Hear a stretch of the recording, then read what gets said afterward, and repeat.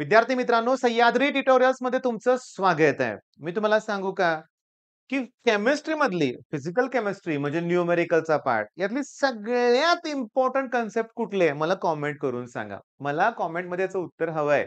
1 minute मी थांबणार आहे तुमच्याशी बोलताना बरं का, लक्षात घ्या. आणि मला तुम्ही कमेंट करायचंच आहे, की ही लाईव्ह स्ट्रीम आपण जे सुरू केलंय त्याच्याबद्दल पण कमेंट हवाय मला. सांगू का, मी तुम्हाला सांगतो अगदी 100 प्लस स्टुडंट जॉइन आहेत बरं का. माझ्यासाठी हा आकडा मोठा आहे. मी तुम्हाला सांगू का, स्टार्टलाच एवढी मुलं जॉइन होतात चांगलं आहे आणि ही संख्या वाढत जाणार आहे मला खात्री आहे. कारण लेक्चर्स खूप छान होतायत. तुम्ही माझं इंटिग्रेशनची गेली जुनी 4थी लाईव्ह स्ट्रीम बघा. मुलांची संख्या पण खूप आहे. संख्येपेक्षा ना टाइप कळायला लागलेत मुलांना.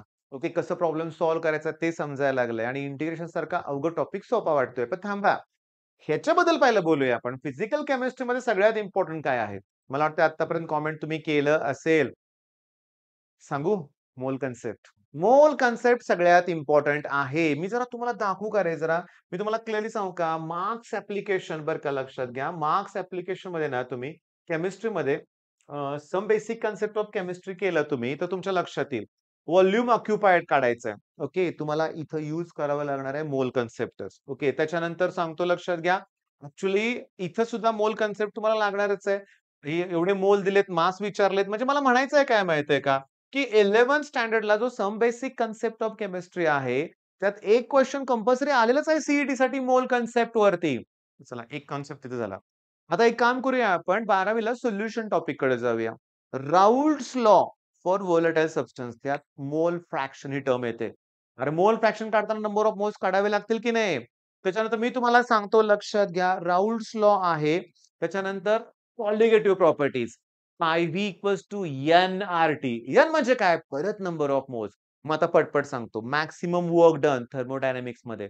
नर्स्ट इक्वेशन इलेक्ट्रोकेमिस्ट्रीमध्ये. डेल्टा जीचा फॉर्म्युला इलेक्ट्रोकेमिस्ट्रीमध्ये. असे कितीतरी न्यूमेरिकल आहेत, की जिथं मला नंबर ऑफ मोल्स लागणार आहे.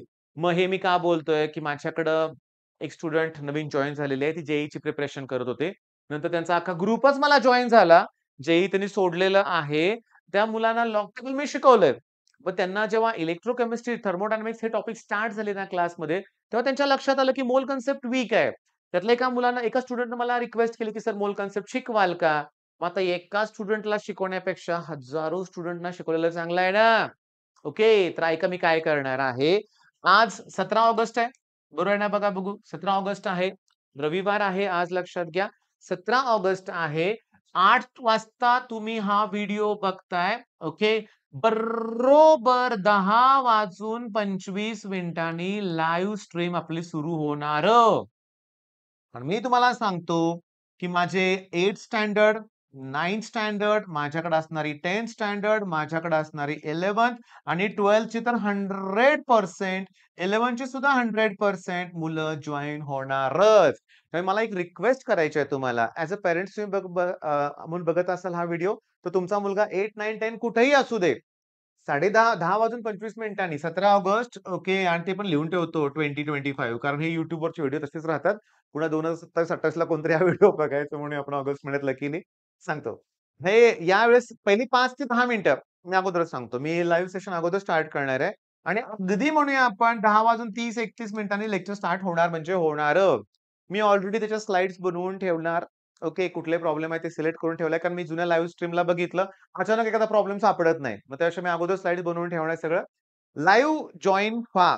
मी तुम्हाला रिक्वेस्ट करतोय. इव्हन मी सांगू काय गंमत म्हणजे काय, की माझे फार्मसीचे स्टुडंट आहेत, ते लाईव्हला जॉइन होतायत. बी-टेक करणारे स्टुडंट जॉइन होतायत. जॉब करणारी मुलं आहेत माझे स्टुडंट आहेत, ते मला जॉइन होतात. माझा 2006 बॅचचा प्रशांत जावळीकर नावाचा एक स्टुडंट आहे. परवा त्याचं YouTubeच्या व्हिडिओ खाली कमेंट होतं बरं का. एकदम साधा सिंपल स्टुडंट आहे. पण आता एका मोठ्या सॉफ्टवेअर कंपनीमध्ये काही त्याची पोस्ट आहे मला सांगता येणार नाही, पण चांगलं पॅकेज आहे मोठं. म्हणजे बघा ना, शून्यातून त्यानं विश्व निर्माण केलंय. आणि मला तुमच्या सगळ्याकडनं तीच अपेक्षा आहे. ओके. अपेक्षा आमची तीच असते, की तुम्ही मोठे व्हा. ओके. बरं आता लक्ष द्या. मग 10:25 ला भेटूया नक्की आपण. जॉइन झाल्या-झाल्या पहिली 5-10 मिनिटं तुमच्याशी डिस्कशन करूया. स्ट्रीम एंड करताना पण तुमच्याशी डिस्कशन करूया. खूप बरं वाटणार आहे. जास्त मी सांगू का, यांची वाट बघतोय. हो, तुमची तर बघणारच आहे बाळांनो, पण असं वाटायला नको, यांची वाट बघतोय. बघा ना, मी स्टार्टला जे शिकवणार आहे ते 4थ्या टॉपिक मधलं शिकवणार आहे. काउंटिंग का मेजरमेंट असं काहीतरी काउंटिंग द मॅटर नावाचा 9th स्टँडर्डचा 4था टॉपिक आहे.